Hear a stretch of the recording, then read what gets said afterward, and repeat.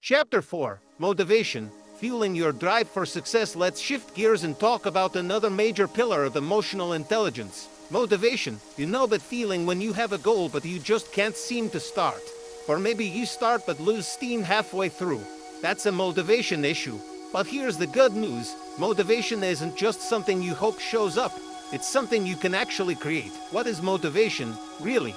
Motivation is the emotional energy that moves you from thinking about something to taking action. It's the fire that gets you out of bed, keeps you going after setbacks, and pulls you toward the things that really matter. But motivation comes in different forms. Let's break it down. 1. Intrinsic motivation. This is when you're driven by what feels good internally. You do something because it's meaningful, interesting, or aligned with who you are.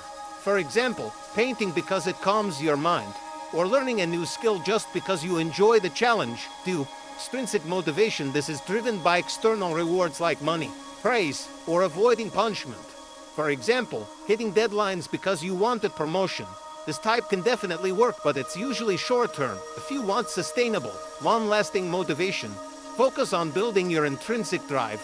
That's the stuff that keeps you going even when no one's watching. Alright, let's keep rolling with motivation because understanding it is one thing, but cultivating it, that's where the real transformation happens. Why motivation is a core part of emotional intelligence. So why does motivation matter so much when it comes to it? Well, think of it this way. Self-awareness helps you understand what you're feeling. Self-regulation helps you manage how you react. But motivation is what moves you forward. It's the piece that turns insight into action. Without it, you might know how to stay calm or how to reflect, but you won't take the steps to actually change, grow, or reach your goals. Motivation is the spark that drives everything else into motion. Plus, it keeps you focused when things get tough. And let's be honest, life will get tough. That's why you need motivation that doesn't disappear the second things get uncomfortable. The psychology behind motivation. Let's get into a little brain science because it helps to know how motivation works under the hood. One of the most well-known theories is Maslow's hierarchy of needs. Picture a pyramid with 5 levels: physiological needs, food, water, rest, basic survival; safety needs, feeling secure physically and emotionally; love and belonging, connection, relationships, community; esteem needs, confidence, achievement, recognition, self-actualization, personal growth, creativity, fulfillment. Here's why that matters. Your motivation shifts depending on where you are on the pyramid. If you're struggling with basic needs, your drive might be survival focused.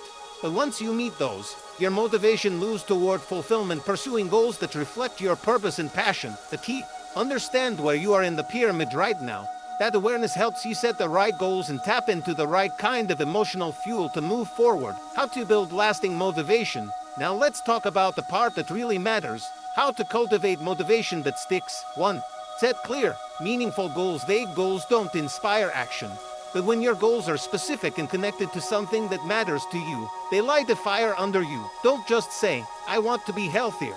Try, "I want to walk for 30 minutes every morning so I have more energy to focus at work." The goal has clarity and a why behind it, which makes it way more motivating. 2. Find your why. This is huge. The why is the emotional reason you want to achieve something. It's your deeper motivation. Ask yourself, why do I really want this? What will change for me when I reach this goal? Who else benefits when I succeed? The more connected you are to your why, the easier it is to push through when motivation starts to fade. 3. Break it down. Big goals are awesome, but they can also be overwhelming. Break them into smaller steps. Focus on what you can do today. Instead of write a book, start with write 500 words before lunch. Small wins create momentum, and momentum builds motivation. Let's wrap up motivation and then jump into one of the most powerful aspects of emotional intelligence: empathy. Keeping motivation alive. So, you've got your clear goals, you've connected with your why, and you're taking small steps forward. That's a solid foundation. Now let's talk about how to keep that fire burning, especially when life gets messy, because let's face it, it will. 4. Celebrate progress. Don't wait until the big finish to feel good. Every small win counts. Each step forward is proof that you're moving in the right direction, and celebrating that progress reinforces positive behavior. Finish the workout. Take a moment to appreciate that. Crush the tough conversation. Acknowledge it. These little celebrations keep your momentum high. 5. Stay accountable. Accountability can work wonders. When you share your goals with someone you trust, a friend, a coach, a community, you're more likely to follow through. Even just knowing someone might ask, "Hey, how's that project going?" and nudge you into action. You don't need a drill sergeant. You just need support and consistency. 6. Adjust when needed. Here's a secret. It's okay to change your plan. Life changes. Priorities shift. Goals evolve. The key is to stay flexible without losing sight of your values. If something isn't working anymore, don't quit altogether, pivot. Adjust the goal or the timeline, but stay connected to your deeper purpose. That's how motivation stays sustainable. Chapter 5. Empathy, the heart of emotional intelligence. Now let's move into a skill that's often overlooked but is absolutely game-changing. Empathy. Imagine you're talking to a friend who's clearly struggling. Instead of just saying, "Yeah, that sucks," you really feel what they're going through. You listen, you understand, and they leave the conversation feeling seen, not just heard. That's empathy. It's not sympathy. It's not advice giving. It's connection on a deep, human level. What is empathy? Empathy is your ability to understand and share someone else's emotions. It's about stepping into their experience and feeling with them, not just observing from the outside. And there are 3 main types of empathy. 1. Cognitive empathy. This is understanding what someone else is thinking. You can logically grasp their perspective even if you don't agree. It's super helpful in problem solving and negotiation. 2. Emotional empathy. This one's all heart. You actually feel what the other person is feeling: sadness, joy, frustration, whatever it is. It's a kind of empathy that builds instant emotional connection. 3. Compassionate empathy. This is where it all comes together. You understand, you feel, and then you act. Maybe it's a comforting word, helping hand, or just showing up fully for someone.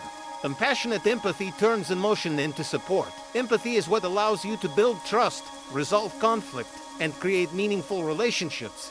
It's not just nice to have, it's essential for anyone who wants to lead, influence, or just be a better human. And the good news, like every other part of EQ, empathy is a skill, one you can absolutely strengthen. Let's keep going with empathy, because when you truly understand how to cultivate it, you unlock a superpower for your relationships, your career, and your everyday life. Why empathy matters more than ever. We live in a fast-paced, high-distraction world where everyone's quick to talk but slow to listen. That's why empathy stands out. It makes people feel understood, valued, and safe. In relationships, empathy builds trust. In leadership, it inspires loyalty. In everyday interactions, it lowers tension and helps resolve conflict. Without empathy, we're just reacting. But with it, we're connecting. How to build empathy for real? Empathy isn't about being overly emotional or carrying everyone else's burdens. It's about tuning in and responding with presence, perspective, and compassion. Here's how to develop that skill in a real, grounded way. 1. Practice active listening. This is the foundation. When someone's speaking, stop planning your response. Don't interrupt. Don't drift off mentally.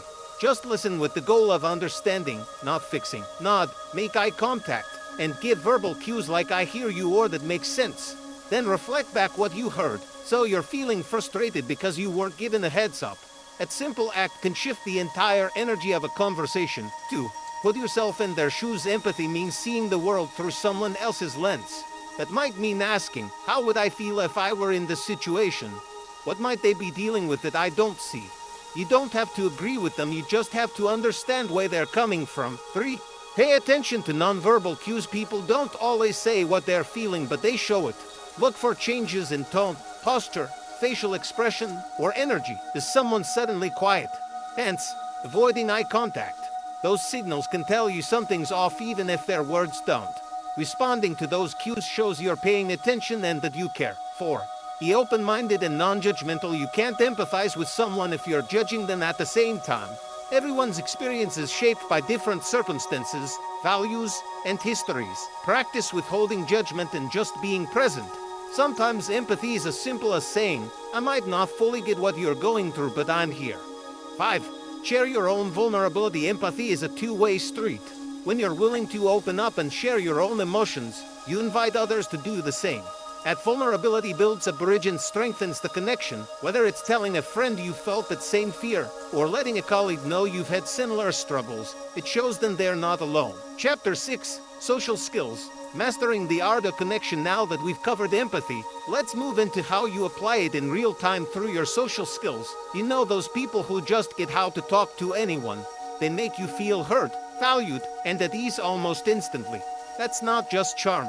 That's emotional intelligence in motion. Social skills are how you build relationships, navigate conversations, resolve tension, and influence with empathy, not force. Let me know when you're ready for part 9, and we'll break down the core social skills you can use to strengthen every interaction, whether it's with friends, family, coworkers, or complete strangers. Let's keep going because now we're getting into the part of emotional intelligence that shows up in real time. Social skills. This is where everything we've talked about, self-awareness, regulation, motivation, empathy, it all comes together in how you interact with the people around you. What are social skills really? Social skills aren't about being the most outgoing person in the room. They're about understanding people, communicating clearly, and building genuine, respectful connections. It's the difference between small talk and real conversation, between awkward tension and smooth collaboration, between being heard and being truly understood. And the best part, these skills can be developed just like anything else. Core social skills you need to master. 1. Effective communication. This is at the heart of every strong connection. It's about expressing yourself clearly and listening with intention. That means saying what you mean without being aggressive or passive, listening more than you speak, matching your words with your tone and body language. Communication isn't just what you say, it's how you say it. Are you open, direct, respectful? Are you reading the room? These small details make a huge difference. 2. Conflict resolution. Let's be honest, conflict is part of life. But how you handle it, that's what defines the quality of your relationships. Here's the key. Focus on solutions, not blame. Stay calm. Validate the other person's experience, even if you don't agree with it. Look for common ground and ask, what can we both do to move forward? You don't have to win, you have to understand. 3. Building trust and rapport. Trust is built through consistency, authenticity, and empathy. It's in the way you show up, how you treat people, and how you handle difficult conversations to build stronger rapport. Be real. Drop the mask. People connect with people, not personas. Show up when it counts. Ask questions, and really care about the answers. Small acts of trustworthiness lead to deep, lasting relationships. 4. Influence and persuasion. Influence isn't about manipulation, it's about guiding others in a way that's positive, collaborative, and rooted in mutual respect. To be more influential, understand the other person's needs. Frame ideas as shared wins, not personal agendas. Use positive reinforcement to recognize effort and progress. When people feel heard, respected, and included, they're more open to your ideas and more likely to collaborate. 5. Emotional awareness in social settings. This is your ability to read the room. The sense when someone's uncomfortable, when tension's rising, or when someone needs encouragement. It's empathy in motion, adjusting your communication style to meet people where they are. The more socially aware you are, the better you are at connecting with all kinds of people. Why social skills are a game changer, whether you're leading a team, navigating friendships, or trying to network. Strong social skills are a massive advantage. They help you collaborate better, resolve drama faster, and make people feel like they belong. And here's the best part, they are totally learnable. If any of this feels unfamiliar, that's okay. You don't have to be perfect. You just have to practice. Alright, this is it. The final piece of the emotional intelligence puzzle, putting it all into action. You've learned about self-awareness, self-regulation, motivation, empathy, and social skills. But how do you actually use all of that in the real world? Let's break it down. Chapter 7, Applying Emotional Intelligence in Real Life. Understanding emotional intelligence is great, but the true power comes when you use it in everyday situations, when you're under pressure, in conflict, or just trying to build better relationships. Let's start with self-awareness in action. Imagine you're in a team meeting, and someone criticizes your work. You might have snapped back, shut down, or stewed about it all day. But now, with self-awareness, you notice the emotional trigger. You pause and think, why did that sting so much? Am I taking this personally? Or is there something deeper going on? You reflect before reacting. That's self-awareness changing your experience in real time. Then comes self-regulation. That awareness gives you the power to choose your response. Instead of being defensive, maybe you ask for clarification. You keep your tone respectful. You focus on the solution, not your ego. You walk away from that moment feeling composed, not rattled. And others notice that. That calm, grounded energy. It's magnetic. It's leadership material. Staying motivated when life gets tough. Life throws curveballs, deadlines, arguments, setbacks. Motivation is what keeps you going when it would be easier to give up. Use what you've learned. Set clear, meaningful goals. Reconnect with your why. Break things down into manageable steps. Celebrate the progress. Emotional intelligence helps you shift from "this is too hard" to "this is tough, but I've got this." Empathy that changes relationships in your relationships. Personal and professional empathy is your superpower. Someone vents. You don't rush to fix it or dismiss it. You just listen. You reflect their emotions back. That sounds incredibly frustrating. I'd feel the same way. That simple response can completely shift how someone feels and how they feel about you. Empathy builds trust, and trust is everything. Social skills in real time. You got a better handle on your emotions, and you understand others better now. Use that to strengthen every interaction. Communicate clearly, with intention. Stay curious about people. Resolve conflicts with respect and solutions. Build connections, not just conversations. Whether you're networking at an event, leading a team, or reconnecting with someone close, your social skills shape how people remember you and how they respond to you. Chapter 8. Sustaining emotional intelligence. Now that you've built emotional intelligence, how do you keep it going? Simple. You treat it like a lifelong practice. Reflect daily. Even 5 minutes a day can help you track your emotional patterns and reactions. Stay mindful. Breathe. Check in with yourself throughout the day. Ask for feedback. Keep growing by staying open to other perspectives. Keep applying what you've learned. Every interaction is a chance to practice. Emotional intelligence isn't about being perfect. It's about being intentional, present, human. Final thoughts. Emotional intelligence will change how you lead, how you love, how you live. It'll make you stronger in conflict, more compassionate in connection, and more grounded in every challenge. So start using it, start practicing, and start showing up as the person you're capable of becoming. You've got the tools, now it's time to use them.